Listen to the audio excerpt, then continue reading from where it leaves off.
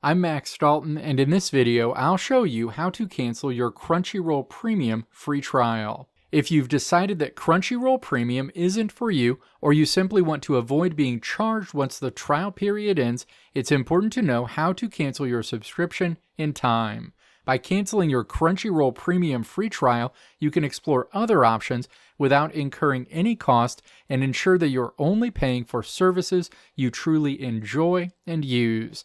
So if you're ready to take control of your subscriptions and avoid unwanted fees, let's dive right into it. Step 1. Open a web browser and navigate to www.crunchyroll.com. Sign into your Crunchyroll account if you're not signed in already. You'll land on your Crunchyroll homepage. Step 2. Click your profile icon at the top of the screen to open a drop-down menu. Click Settings in that menu. The account settings screen is displayed. Step 3. Click Membership Info in the menu on the left side of the screen.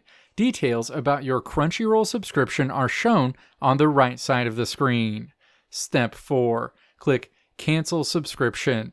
The next screen lets you know that if you move forward, your Crunchyroll subscription will remain active until the end of the billing cycle. Step 5. Click Cancel Premium Membership. The next screen lets you know that your Crunchyroll free trial has been canceled. You can move forward with taking a survey about why you canceled your Crunchyroll subscription, but this isn't required.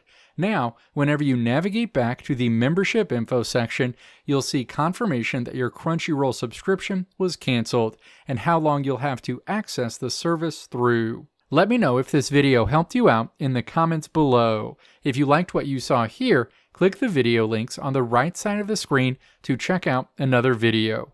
Or click the logo on the left side of the screen to check out my tutorial website at www.maxdalton.how.